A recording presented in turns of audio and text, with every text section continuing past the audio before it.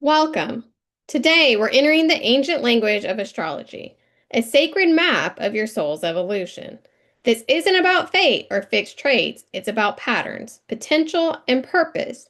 Your birth chart is your soul's blueprint, and it's been encoded with lessons, gifts, and reminders of why you came here.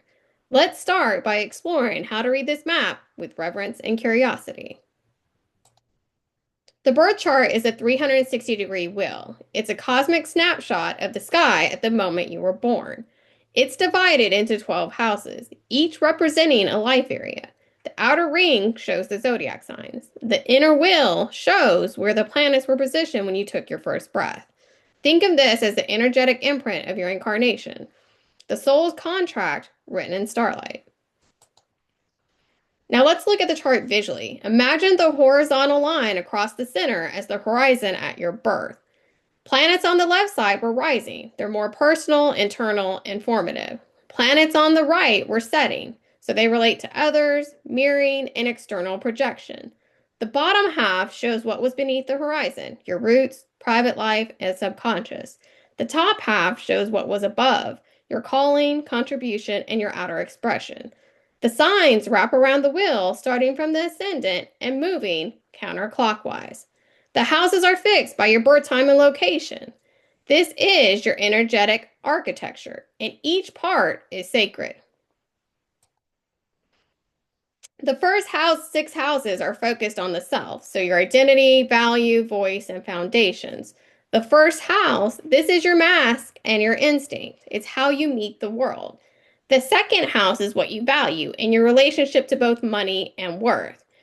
The third house is how you speak, learn, and connect to your environment.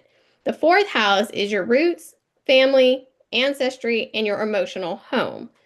The fifth house is your joy, creativity, and how you express your inner child. The sixth house is how you take care of your body and serve others. This is about embodiment. These houses show how you're building yourself from the inside out. The last six houses shift outward. They reflect your relationship to the world and the sacred contracts you hold. So the seventh house mirrors through partnership, where we project, attract, and learn through others. The eighth house is deep transformation. Think Scorpio energy. This is where intimacy meets alchemy. The ninth house is your soul's thirst for truth, exploration, and spiritual meaning. The 10th house is public legacy, who you're becoming in the eyes of the world. The 11th house is your vision, your people, and your role in the collective evolution. And the 12th house is the realm of dreams, past lives, and the soul's silent language. So the zodiac signs are energetic filters. They color how the planets express themselves. Fire signs are bold, creative, and fuel new life. They are initiators of vision. Earth signs are grounded, sensual, and masterful at bringing things into form. These signs represent both raw spirit and stable foundation. We'll see how your chart leans toward one or the other or seeks balance between them. Air signs are the communicators, mental, social, and curious. They speak to connection and clarity. Water signs are intuitive and emotionally intelligent. They move through life by feeling and sensing what others can't see. These elements reveal your emotional intelligence and your mental patterns. Air connects us outward, water pulls us inward. So the inner planets move quickly. They describe your core personality, how you feel, think, love, and act. So the sun is your essence, the moon is your emotional memory, Mercury is your voice, Venus is your values, and Mars is your sacred fire. And together, these planets reveal how your soul shows up day to day. The outer planets are your generational guides. They move slowly and speak to collective karma, spiritual purpose, and soul level transformation. Jupiter grows you, Saturn matures you, Uranus awakens you, Neptune dissolves illusion, and Pluto transforms you from the inside out. These placements often show past life mastery and the deeper work your soul came to do in this incarnation. So the degrees act like sacred sign stamps. So 0 to 9 degrees is raw, new energy. 10 degrees to 19 degrees is learning and mastery. The 20 to 29 degrees brings completion and karmic integration. So every degree has a specific message. Think of them as a soul milestone. Some carry initiations, other carries completion of lifetimes of work. And then the aspects, those are the conversations between your inner archetypes. So conjunctions blend, squares challenge, trines support, oppositions polarize, sextiles offer ease. These patterns show where you're evolving, healing, or already embodying soul gifts. They reveal your inner dialogue, where you're fluid and where you're stretched.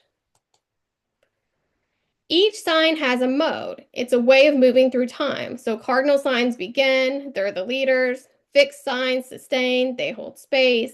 And mutable signs change, they adapt and transmute. These show how you initiate, hold, or shift energy in this life. Cardinal sparks action, fixed anchors purpose, and mutable weaves the story.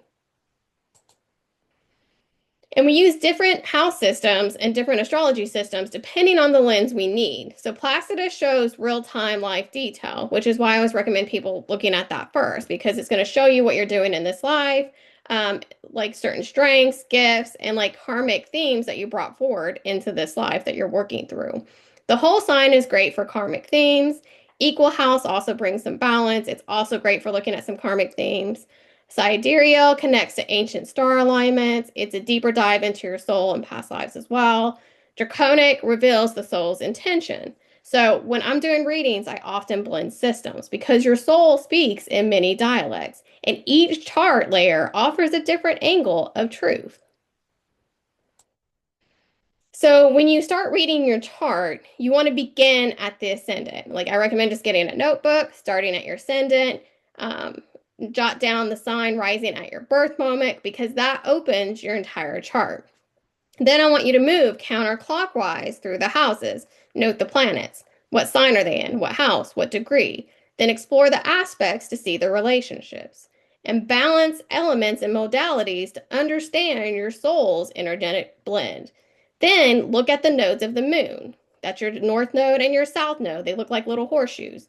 They tell your soul story, where you've been, south node, and where you're headed, your north node. This is how you begin reading your chart.